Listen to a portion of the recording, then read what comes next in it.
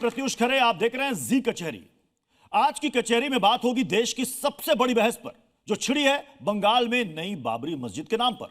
बात होगी दिल्ली ब्लास्ट पर आ रहे सियासी बयानों की, कश्मीर से लेकर दिल्ली तक जिनकी चर्चा है। बात करेंगे मौलाना अरशद मदनी के उस बयान की जिसे मुस्लिमों के लिए सबसे बड़ा विक्टिम कार्ड बताया जा रहा है। इसके अलावा देश के मुसलमानों से जुड़े और भी बड़े मुद्दों पर सवाल जवाब होंगे, क्योंकि आज हमारे बीच हैं बेहद खास मेहमान जिन्हें मुस्लिम समुदाय की नुमाइंदगी के लिए जाना जाता है, जो अपने बयानों से सुर्खियों में बने रहते हैं। इसके अलावा कई आरोपों से भी वो घिरे हुए हैं। आज जी कचहरी में हमारे साथ मौजूद हैं बेहद खास मेहमान, संभल से समाजवादी पार्टी के सांसद जियाउर रहमान बर्क। स्वागत कीजिए जियाउर रहमान बर्क जी का। वेलकम बर्क साहब, आइए, स्वागत आपका जी कचहरी में, प्लीज।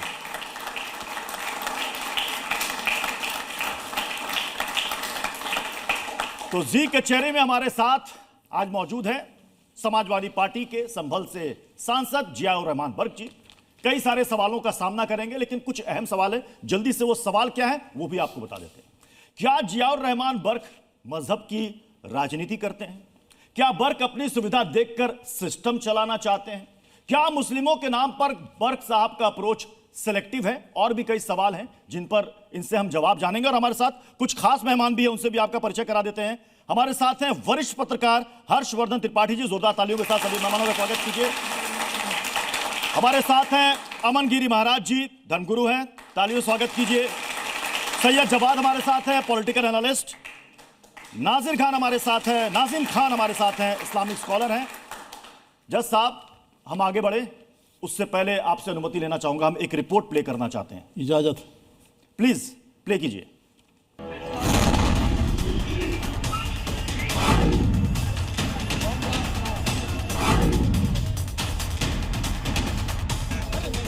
कब तक कहां जाकर के रुकेगी ये? क्या चाहते? विवाद का मुद्दा आया नहीं कि एक नाम साथ साथ आता है, खास तौर से तब जब बात धर्म से जुड़ी हो। संभल में दंगा होता है। आरोपी सांसद जियाउर रहमान बर्क चार्जशीट के बाद कहते हैं, मैं न झुकता हूं न बिकता हूं। खुद सांसद हैं, लेकिन इन लफ्जों में वो कहीं न कहीं सिस्टम को खुलेआम चुनौती देते हैं। मैं सांसद हूँ, मैं अपने मुकदमे का मैंने कहा था, मुझे डर नहीं है, मेरे खिलाफ मुकदमा लिखा गया। दिल्ली में धमाका हो जाता है, 13 लोग मारे जाते हैं। सफेद पोश डॉक्टर्स की करतूत कैमरे पर एक्सपोज हो जाती है, लेकिन बर्क फिर कहते हैं, ठहरिए, किसी पर यूं ही दोष मत मढ़िए। लेकिन जब बात आती है आई लव मोहम्मद की, तो संभल के मुखर सांसद जांच की बात नहीं करते, तुरंत इसे मुस्लिमों के खिलाफ बड़ी साजिश करार दे देते हैं। तो आज कचहरी में सवाल है कि बर्क सुविधा के हिसाब से सिस्टम को क्यों चलाना चाहते हैं? जो घटनाएं उनकी राजनीति में मिसफिट होती हैं, उनके खिलाफ खड़े क्यों हो जाते हैं? और जो मुफीद लगती है उन्हें ही स्वीकार क्यों करते हैं? कचहरी में आज बर्क के इसी सिलेक्टिव अप्रोच पर हम करेंगे सवाल जवाब। जज साहब, अगर आपकी अनुमति हो तो अब सवाल जवाब का सिलसिला शुरू किया जाए। बर्क साहब, आपसे मैं सवाल करूं, लेकिन उससे पहले एक बयान मैं आपको सुनाना चाहता हूं। एक बार बयान सुन लीजिए, फिर हम सवाल पर आएंगे। प्लीज प्ले कीजिए बयान। একটাই উদ্দেশ্য বা একটাই টার্গেট, 6 ডিসেম্বরটা সুস্থভাবে শান্তিতে সম্প্রীতি বজায় রেখে ভিত্তি স্থাপনটা করতে দিন। পরবর্তীকালে এসব প্রশ্ন, পলিটিক্যাল কোনো প্রশ্ন পরবর্তীকালে আপনারা उत्तर পাবেন। ये टीएमसी के विधायक हैं, हुमायूं कबीर, जानते होंगे इनको आप। ये 6 दिसंबर को ये बाबरी मस्जिद की नींव डालने वाले हैं और कई लोगों को वो बुला रहे हैं। आपको निमंत्रण मिलेगा तो जाएंगे आप?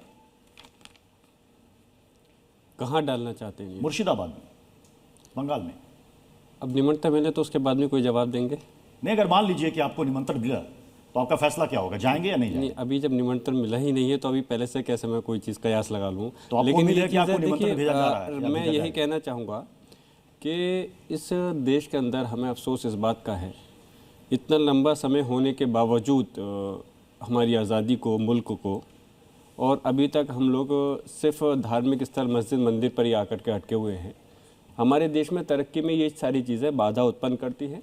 और जहाँ मस्जिद मंदिर की बात है, हम कहते हैं कि हम मुसलमान हैं, इस देश के नागरिक हैं, जहां अगर हमें ये हमारा संवैधानिक अधिकार है कि हम अपनी इबादत करें, और हमें जो हिंदू समाज के हमारे भाई हैं, हमें ये अफसोस नहीं है कि वो अपनी मंदिर में जाके करते हैं इबादत, तो हमें ना उनको बनाने से हमें कोई रुकावट पैदा होती, ना हमको उनकी इबादत से कोई वो है। अगर कोई मस्जिद बना रहा है तो इसके अंदर क्या नहीं, मस्जिद बनाने में किसी को कोई दिक्कत या समस्या नहीं है, लेकिन बाबरी और 6 दिसंबर, इससे साधु संत बहुत नाराज हैं। वीएचपी तो यहां तक कह रही है कि ये जानबूझ करके इस बाबरी विवाद को बढ़ाने की कोशिश की जा रही है, क्योंकि सबको पता है कि 2026 में पश्चिम बंगाल में विधानसभा के चुनाव है। काश आपने इसके साथ में ये सवाल भी रखा होता कि संभल के अंदर भी जो मस्जिद है वहां पर भी जो दूसरे समाज के लोग हैं, इसके बारे में आप बेहतर बता पाएंगे। नहीं, मैं इसमें आपको आरोपी भी बनाया। उन लोगों ने भी अभी कुछ दिन पहले ये प्रयास किया था कि हम ऐसा नहीं ऐसा करेंगे, तो क्यों? तो ऐसा थोड़ी है, ये कानून जो इस देश का कानून है वो सबके लिए है। तो मतलब आप ये कह रहे हैं कि संभल में जो विवाद हुआ तो वो मामला कोर्ट में विचाराधीन है, जिसमें आप पर भी कई संगीन आरोप लगे हैं, तो क्या वो राजनीति से प्रेरित है? वो उस कोर्ट के अंदर विचाराधीन है, लेकिन उसके बावजूद भी लोग प्रयास करने का किया, लेकिन फिलहाल उनको परमिशन इस प्रकार की नहीं दी गई। तो मैं ये कहना चाहता हूँ इस चीज़ की बातें क्यों आ रही हैं। मेरा मकसद ये नहीं कि मस्जिद बाबरी के नाम से बने। मस्जिद क्या बाबरी के नाम से मस्जिद बननी चाहिए? मैं आपसे बिल्कुल जनरल सा सवाल नहीं, मैं इस चीज़ के हित में नहीं हूँ कि मस्जिद बाबरी के नाम से बननी चाहिए। बड़ा स्टेटमेंट दे रहे हैं आप। आप कह रहे हैं कि मस्जिद बने लेकिन बाबरी नाम से नहीं बने। मेरा मकसद बिल्कुल मेरा मकसद ये है कि इस हम चाहे मेरा संभल हो, उत्तर प्रदेश हो या हिंदुस्तान हो, हमारे मुल्क के अंदर जो है सब लोग मिलकर के रहें। और अगर मस्जिद की तामीर हो, और एक चीज़ और मैं आपको खास एक चीज़ बताता चलूँ, हमारा मजहब कभी इजाज़त नहीं देता कि आप दूसरे की आस्था को ठेस पहुँचाएँ, दूसरे की भावनाओं को ठेस पहुँचाएँ। हम मस्जिद अगर बनाएं तो उसमें रुकावट क्यों पैदा हो? अगर मस्जिद हम बनाना चाहते हैं, तारीख से कोई मतलब नहीं होना चाहिए। तारीख किसी भी बना सकते हैं, 6 दिसंबर हो या 6 जनवरी हो। ये 6 दिसंबर को क्यों चुना गया? नहीं, इसमें तो कोई मतलब नहीं है। अच्छा, वो 6 दिसंबर को क्यों नहीं चुन सकते, ये बताएं आप मुझे। आपका ये सवाल कि बाबरी ही क्यों, तो चलिए मैं क्योंकि सवाल ये खड़े किए जा रहे हैं कि 6 दिसंबर नहीं, मैंने माना बाबरी ही नहीं होना चाहिए, बट 6 दिसंबर क्यों नहीं होना चाहिए? किसी भी तारीख में रख सकते हैं, लेकिन उसको मस्जिद बनाने में कोई रुकावट पैदा नहीं होनी चाहिए। आपकी पार्टी के सीनियर नेता हैं किरणमय नंदा जी, वो कह रहे हैं कि बाबरी गिराकर बीजेपी ने देश के गौरव को खत्म किया। क्या आप इससे सहमत हैं? इसमें क्या दो राय है? आप मुस्लिम सांसद हैं, आप एक बड़े तबके की नुमाइंदगी आप करते हैं, लेकिन अरशद मदनी साहब कह रहे हैं कि मुसलमानों को मौके नहीं मिल रहे, मुसलमानों को दबाया जा रहा है। उनका एक बयान मैं आपको सुनवाना चाहूंगा। हिंदुस्तान के अंदर किसी मुस्लिम यूनिवर्सिटी का कोई आदमी वाइस चांसलर नहीं बन सकता, और अगर बनेगा तो आजम खां की तरह जेल के अंदर जाएगा। गवर्नमेंट मुल्क की आज़ादी के बाद इस पर लगी हुई है कि मुसलमान को सर नहीं उठाने देना है। क्या इस देश के अंदर मुसलमानों को सर उठाने नहीं दिया जा रहा? आप हमारे बीच बैठे हैं, आप मुस्लिम सांसद हैं, एक बड़े तबके की नुमाइंदगी करते हैं बरसा। लेकिन आपको ये भी याद रखना चाहिए, मैं सामना कर रहा हूँ बहुत मशक्क़त का। जो झूठे केस मेरे ऊपर लगाए गए हैं, जो आपने अभी मदनी साहब का बयान सुनाया, मैं उस चीज़ पे ही के साथ साथ उसकी रोशनी में बात कहना चाहता हूँ कि जैसे उन्होंने कहा कि मुसलमानों को आगे बढ़ने नहीं दिया जाता। आप ये बताइए, अगर जो मुसलमान आगे बढ़ जाते हैं तो उनको दबाने का प्रयास क्यों किया जा रहा है?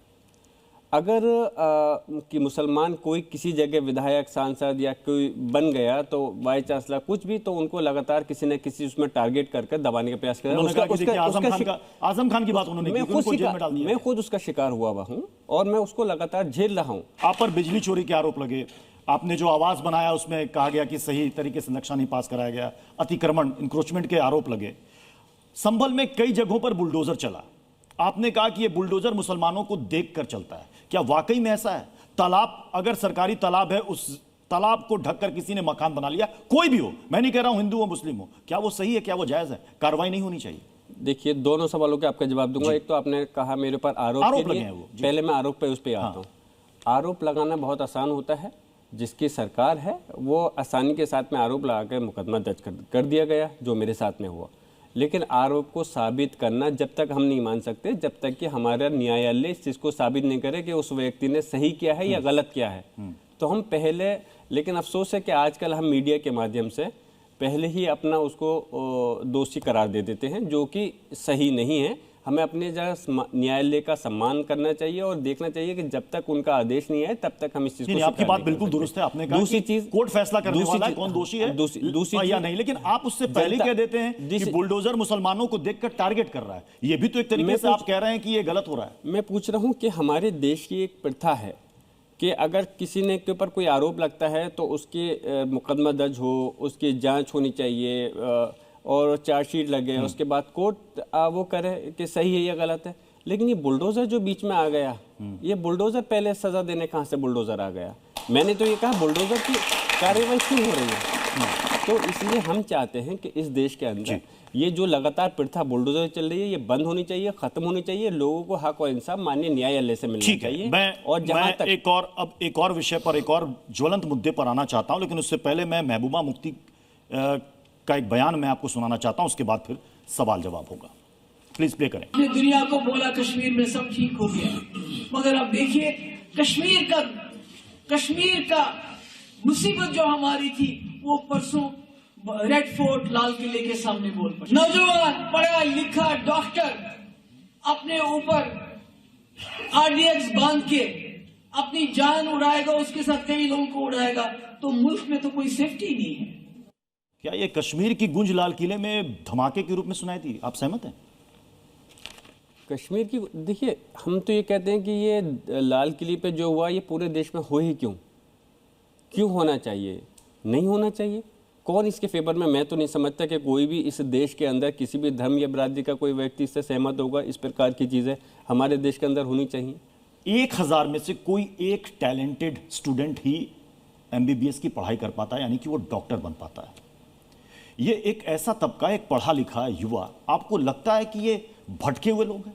ये भटके हुए लोग हैं जो, देखिए, जो लोग इसके अंदर शामिल हैं, कोई भी अगर किसी घटना के अंदर का शामिल होता है, चाहे वो पढ़ा लिखा नहीं हो या पढ़ा लिखा हो, लेकिन अगर पढ़ा लिखा कोई व्यक्ति उस ऐसी कुछ काम करे तो यकीनन एक बहुत अफसोस की और ताज्जुब की भी बात होती है। लेकिन हम इस प्रकार की घटनाएं क्यों घट रही हैं, हमें पहले इसकी गहराई में जाना चाहिए और उसकी जांच कर करके कार्रवाई के साथ साथ आगे को प्रयास करना चाहिए। हमारे मेहमानों की तरफ से सवाल है हर्षवर्धन सर। नहीं बर्क साहब, सबसे पहला सवाल तो यही कि आपको क्यों लगता है कि इस तरह घटनाएं क्यों हो रही है? घटना क्यों हो रही, मैं तो खुद कह रहा हूँ जो घटना अगर ये हुई है, पहले तो अभी इसकी जांच के बाद में पूरी रिपोर्ट आ जाए, उसके बाद ही ये मैं कह पाऊंगा ये घटना हुई क्यों है। नहीं, दरअसल चूंकि आप बार बार ये कह रहे हैं कि सोचना चाहिए कि ऐसी घटनाएं क्यों हुई। हाँ, किसी ने उनका न तो हक मारा, वो डॉक्टरी की पढ़ाई कर रहे थे, भारत के विश्वविद्यालय में कर रहे थे, उनका घर परिवार सब ठीक था। तो आप बताइए ना, आपको क्या लगता है, आप उस समाज की नुमाइंदगी करते हैं जिस समाज के वो आतंकवादी थे, जिस समाज के लोगों ने उड़ा दिया अपने आप को, और मुसलमान भी उसमें मर गए, तो नुकसान तो हर समाज का हुआ। तो आपको भी तो कुछ पता होगा ना, क्योंकि ये आप जब सवाल करते हैं कि क्यों ऐसा हुआ, तो आप संदेह डालते हैं। देखिए, जैसे कई बार कहा जाता है ना, मुसलमान सर उठा के नहीं चल पा रहा है, तो आप उस नैरेटिव को मजबूत करने की कोशिश कर रहे हैं। अगर आप ये कह रहे हैं कि किसी मुसलमान ने उसके को काम को किया और आप पूरे उसको समाज को दोषी अगर ठहरा रहे हैं, तो मैं इस बात से कतई सहमत नहीं हूँ और ना मैं हो सकता हूँ। आपने कहा क्यों करना चाहते? आपने कहा था इसको इससे आपकी राजनीति को लाभ मिलता है। आपने अभी कहा था कि आपके समाज के लोगों ने ऐसा किया, तो मैंने कहा कि समाज के लोगों को क्यों आप कह रहे हैं? आप ये क्यों नहीं कह रहे कि एक इस देश के एक नागरिक ने ऐसा किया? तो आपने भेदभाव आप ही डाल रहे हैं। मुस्लिम आतंकवादी ने किया, ये बात स्पष्टता से कहती, मुस्लिम आतंकवादी ने किया, हिंदू मुसलमान दोनों मर गए। आपने ये क्यों कहा कि मेरे समाज के व्यक्ति ने किया? आप ये कहते इस देश के एक नागरिक ने किया और ये गलत किया और इस चीज को रोकना चाहिए, तो मैं आपकी बात से सहमत होता। हाँ, बिल्कुल गलत। देश के नागरिक होने के नाते नहीं किया, इसी से जुड़ा हुआ सवाल है। इसीलिए मैं कह रहा हूं कि आप ये मानते हैं या नहीं मानते हैं कि हिंदू बहुल है भारत, इसलिए ये सेकुलर नेशन है? देखिए, मैंने आपसे मैं आपको बताना चाह रहा हूँ, हिंदू बहुल हो, अच्छा एक बात बताइए, आप ये दूसरे मुल्कों के अंदर इस प्रकार का भेदभाव क्यों नहीं होता जहां पर अक्सरियत में दूसरी कम्युनिटी के लोग रह रहे हैं? हमारे देश के अंदर ही क्यों? हमारे देश के अंदर ही क्यों? जवाब देने में इतनी तकलीफ हमारे देश के अंदर ही क्यों? जावेद अख्तर कह देते हैं, सब हो सकता है अभी जवाब साहब मतलब साहब आप ये कहना चाह रहे हैं कि इस देश में हिंदू और मुसलमानों में भेदभाव हो रहा है? हाँ बिल्कुल, मैं कहता हूँ, इसको जमकर कह रहा हूँ। आपके समाजवादी पार्टी से विधायक है संभल से इकबाल महमूद साहब, अभी हाल ही में उनका एक बयान काफी सुर्खियों में आया था, जिसमें वो कह रहे थे कि उन्हें पाकिस्तान बनने का अफसोस, अगर पाकिस्तान ना बना होता तो हमारी भी आबादी बराबरी की होती और हमारे समाज से भी कोई मुस्लिम पीएम होता, उसकी दावेदारी हम कर पाते। क्या इस देश में कोई अल्पसंख्यक कभी पीएम नहीं बन पाया? डॉक्टर मनमोहन सिंह क्या है? क्या थे डॉक्टर मनमोहन सिंह? डॉक्टर मनमोहन सिंह जी बने हैं, लेकिन कोई मुस्लिम प्राइम मिनिस्टर क्यों नहीं बने? नहीं, बात अल्पसंख्यक की हो रही है, माइनॉरिटी की हो रही है, वो आबादी की बात कर रहे हैं कि अगर पाकिस्तान ना बना होता तो हम भी बराबरी के होते। पहले मैं इस बात को कहता चलूं, किसी का उनका क्या बयान है वो उन्होंने अपने हिसाब से दिया होगा, मैं उनकी, लेकिन इतना मैं जरूर कहूंगा, मैं इतना जरूर कहूंगा कि मेरे देश का बंटवारा नहीं होना चाहिए था, और जो हुआ वो गलत हुआ। आगे को हम चाहते हैं कि ये देश अखंड भारत होकर के एक रहे, और इसके देश के अंदर अनेक भाषा, अनेक धर्म, बिरादरी के लोग रहते हैं, वो मिलकर के जो एक बगीचा है, उसका गुलदस्ता है, वो सब मिलकर। कभी आपको पीड़ा नहीं हुई कि हमारे संभल में 45% से 15% हिंदू रह गए? हिंदू छोड़ संभल जाता रहा। वहां के कारोबारी वो रोते हुए, जब दंगे हुए थे, अभी हाल वाले दंगे, रोते हुए उनके बयान चले कि हम क्या करते, सब कब्जा कर लिया, जिनको उधार दिया था वही हमसे लूटने आ गए। जब मुसलमानों की आबादी 55 थी तो 55 से डर के 45% के लोगों ने पलायन करके 15% पे आ गए। तो मुझे इस बात का जवाब दिए, 15% की जो आबादी है, तो वो लोग 85% से डर के तो उन्हें तो और ज्यादा तेजी से वहां से पलायन करना चाहिए था। आप सांसद हैं। हाँ, नहीं बताएं आप। जियाउर रहमान बर्की, आप खतरनाक बयान दे रहे हैं। आप कह रहे हैं कि 55 से डरकर 45 आ गई, और 85 और 15 भी क्यों बचे? आप जवाब अभी आप खतरनाक बात जवाब ही नहीं सुनना चाह रहे हैं।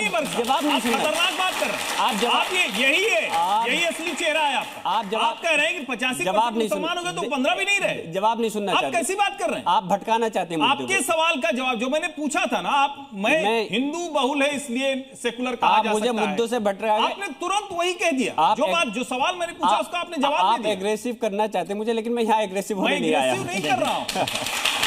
आप बिना एग्रेसिव हुए खतरनाक बात कर रहे हैं। छोटा सवाल करें जी। मेरा नाम सैयद जब्बार है। आपकी पार्टी के अंदर माननीय आजम खां के साथ जो चीजें हो रही हैं, उसको लेकर के आपकी पार्टी कहां तक संजीदा है और आप कहां तक संजीदा हैं? माननीय आजम खान साहब का मसला है, ये मैंने कहा, और भी जो हमारे मुस्लिम नुमाइंदे हैं, कायद हैं, जिस तरह से उनको टारगेट किया गया है, हम और हमारी पार्टी उनके साथ यकीनन खड़ी है। कुछ चीज़ें ऐसी होती हैं जो मंच के सामने से बता सकते हैं किस तरह से उनको सपोर्ट किया है, कुछ उसके बैक उससे भी सपोर्ट किया जाता है। महंत ऋषिराज गिरी जब हरिहर मंदिर की परिक्रमा करने जाते हैं, जिसका स्टेटस सुप्रीम कोर्ट में स्टेटस को है, जिसमें अभी कुछ भी नहीं होना चाहिए, लेकिन नमाज हो रही है, लेकिन अगर वो परिक्रमा करने जाते हैं तो वो धार्मिक मेरा सवाल पूरा हो जाए, तो वो कट्टर कहलाते हैं, कट्टर सोच के कहलाते हैं। लेकिन बर्क साहब अगर कहते हैं कि वंदे मातरम मैं गाऊंगा नहीं, तो क्या वो कट्टर सोच के नहीं कहलाते हैं? पहले आपने जो माननीय सर्वोच्च न्यायालय का कहा कि नमाज हो रही है, तो नमाज को माननीय सर्वोच्च न्यायालय ने कब पाबंदी लगाई वहां पर नमाज? नहीं, तो आप एक बात बताइए, परिक्रमा में किस तरीके की आप प्रतिबंध लगा सकते हैं? आप कह रहे हैं कि दूसरे लोग आए, अभी पीछे दिन में परिक्रमा करने के लिए आए थे, आप उसे मस्जिद कहते हैं, मैं उसे हरिहर मंदिर कहता हूं, ये मेरी मान्यता है, ठीक है, मैं उस मान्यता को नहीं कह रहा हूं गलत है, लेकिन आप मुझे परिक्रमा करने से भी तो नहीं मना कर पाएंगे। मैं आपने कह दिया, अपना मुकम्मल जवाब, सवाल कर लिया। आपने कहा कि वहाँ पे मस्जिद है, नमाज हो रही थी, वो दोषी जिसकी नहीं हो सकती। जब नमाज हो रही, मस्जिद थी है, और तो उसमें क्यों नमाज क्यों नहीं होगी, और क्या होगा उसके अंदर? और हरिहर मंदिर था, ये तो सच है। और हमारे जो बाबरी मस्जिद थी वहाँ पे तो हमारी सीधी मस्जिद छीनने के बावजूद आप हमसे उस पर आप सवाल नहीं खड़ा कर पा रहे, और यहाँ पर मस्जिद पर आप सवाल खड़ा कर रहे हैं। चूंकि बिहार के चुनाव के नतीजे हैं, असदुद्दीन ओवैसी की पार्टी ने अच्छा परफॉर्म किया। अभी आप कह रहे थे ना, नुमाइंदगी, संख्या, आबादी, मैं वहीं पर आने वाला, प्रतिनिधित्व की बात कर रहे हैं। फिर से सीमांचल में असदुद्दीन ओवैसी ने बढ़िया परफॉर्म किया है, और हो सकता है कि वो यूपी में भी जब चुनाव होगा तो लड़ेंगे ही, उम्मीदवार उतारेंगे ही, वहां भी परफॉर्म करें। आप क्या मानते हैं, ये क्या है, प्रतिनिधित्व का मसला है? तो आज की तारीख में सबसे बड़ा नेता मुसलमानों का कौन है? असदुद्दीन ओवैसी, जियाउर रहमान बर्क, आप ही के पार्टी के एसटी हसन, या कोई और? देखिए, मैं ये कहना चाहूँगा कि जो आने वाला चुनाव है उत्तर प्रदेश के अंदर, फिर से इस चीज़ को धर्म बिरादरी के नाम पर नहीं बांट करके मुद्दों के बात, तो क्या वैसे धर्म बिरादरी के नाम पर बांटते हैं इसलिए चुनाव जीतते हैं? और क्या कर रहे हैं? बड़ा स्टेटमेंट दे रहे हैं। हाँ, असदुद्दीन ओवैसी मजहब के नाम पर वोट मांगते हैं, चुनाव जीतते हैं। देखिए, यही चीज हो रही है, और मैं ये चाहता हूं, मतलब वो मुस्लिमों के नेता, लेकिन हमारे लोगों को उनका हक नहीं मिल पा रहा। वो बेचारा पिस रहा है, हमारा मुसलमान जो है इस देश के अंदर, कभी उसको आसानी के साथ में वोट बैंक के लिए, कभी आपने जिन साहब का नाम लिया वो इस्तेमाल कर लेते हैं, कभी कोई दूसरे कर लेते हैं। लेकिन हम चाहते हैं कि हमारी समाजवादी पार्टी के अंदर जिस तरह से मुसलमानों के लिए नहीं बल्कि सारे धर्म बिरादरी के लिए काम हो रहा है, उसी लेगेसी पे चलना चाहिए। आप भी तो चुनाव प्रचार में मुख्तार अंसारी, अतीक अहमद का नाम लेते हैं, फिर प्रचार में, चुनाव प्रचार में वो भी अपनी बात कहते हैं, आप उनको कहते हैं वो मजहब की राजनीति करते हैं, फिर आप क्या करते हैं? नहीं तो मैंने आपने ये कैसे सोचा सिर्फ मैं उनका ही नाम ले रहा हूँ? मैं और किसी का नाम क्यों नहीं ले रहा? अगर किसी के साथ ज्यादती होती है तो मैं उनका भी नाम लेता हूँ। मेरे यहाँ पर अगर मुख्तार अंसारी और मेरे क्षेत्र के अंदर आपकी नजर में मुख्तार अंसारी, अतीक अहमद क्या थे? मेरे अंदर क्या वो आपके आदर्श हैं? आइडल हैं? मुझे क्या सभी लोगों के आइडल अतीक अहमद और मुख्तार अंसारी हो सकते हैं? मेरी नजर के अंदर वो इस देश की संस्था के विधायक और सांसद रहे, मेरी नजर में वो रहे, बस ये और क्या है। एक छोटा सवाल, आई लव मोहम्मद को लेकर काफी विवाद हुआ, मतलब ऐसा लगता है कि एक आंधी की तरह आया और तूफान की तरह चला गया, आपकी नजर में वो क्या था? देखिए, आई लव मोहम्मद का जहाँ तक मसला है, मैंने पहले भी कहा है कि जो जिस भी धर्म से ताल्लुक़ रखता है यकीनन अपने अपने उन लोगों से मोहब्बत करता है, और हम मोहब्बत की तो बात कर रहे हैं, नफरत की कहाँ बात कर रहे हैं। अच्छी बात है। तो मोहब्बत है तो उसके अंदर तो कोई किसी तरह की एतराज होना ही नहीं चाहिए था। तो जो लोग आई लव मोहम्मद की बात करेंगे, मैं एक बार एक इमरान मसूद का एक बयान है, मैं वो चाहूंगा कि एक बार प्लीज उसको प्ले किया जाए, प्लीज प्ले करें, फिर मैं अपना सवाल पूरा करूंगा। वतन के साथ मोहब्बत करना हमें हमारा इस दीन सिखाता है, तो आप ऐसे काम करके, ऐसी बात करके जो वतन के खिलाफ हो और उसको इस्लाम से हाथ जोड़ने का काम करें, उसका इस्लाम से कोई लेना देना नहीं है। और ये भटके हुए लोग हैं, इन भटके हुए लोगों की बात से इस्लाम की तस्वीर पेश नहीं हो सकती। जो मोहम्मद से प्यार करेगा, वतन से प्यार करेगा, वो भटका हुआ कैसे हो सकता है? पहला सवाल मेरा ये, वो भटका हुआ नहीं हो सकता जिसे आप कह रहे हैं ये भटके हुए लोग हैं। तो जो आई लव मोहम्मद कहेगा, मोहम्मद से प्यार करेगा, देश से प्यार करेगा, वो क्या ब्लास्ट करेगा? क्या वो धमाके करेगा? क्या वो भटका हुआ है या इंसानियत और देश का सबसे बड़ा दुश्मन है? मेरा छोटा सा सवाल है, जिन्होंने ब्लास्ट किया उनको आप क्या कहेंगे? जो इस देश के अंदर चाहे मुस्लिम गलत कर रहा है या हिंदू गलत कर रहा है, वो गलत है और उसको सजा मिलनी चाहिए, लेकिन सिर्फ मुसलमान ही नहीं, चाहे हिंदू समाज का व्यक्ति हो, हर किसी को उसकी सजा मिलनी चाहिए। तो वो देश का दुश्मन है, देश का दुश्मन है बर्क साहब, वो देश का दुश्मन है बर्क साहब, वो देश का दुश्मन है जो भी कर रहा है। बिल्कुल है, इंसानियत का दुश्मन है, बिल्कुल है। अब चूंकि समय आ गया जज साहब के फैसले का, मैं चाहूंगा जज साहब आपका फैसला। पूजा उपासना का अधिकार भारत के प्रत्येक नागरिक को समान रूप से प्रदान कर रखा है हमारे भारतीय संविधान ने। भारत विभिन्न धार्मिक मान्यताओं, संप्रदायों, संस्कृति, सभ्यताओं वाला देश है, जिसे समावेशी विचारधारा ही एक सूत्र में बांधती है। सर्वधर्म समभाव समावेशी विचारधारा ही इस देश की खूबसूरती है, जिसे हर कीमत पर बचा कर रखना चाहिए, इसे मजबूती प्रदान करना चाहिए। वर्क साहब ने अपने विचारों को बड़ी साफगोई व स्पष्टता से रखा है। निश्चित रूप से ये देश की तरक्की व विकास में अपना सर्वोत्तम योगदान देंगे। तो बहुत बहुत शुक्रिया जियाउर रहमान बर्क साहब हमारे साथ जी कचहरी में जुड़ने के लिए और तमाम सवालों के जवाब देने के लिए। तो जी कचहरी में आज बस इतना ही, फिर मुलाकात होगी एक नए मुकदमे के साथ। आप देखते रहिए जी न्यूज़।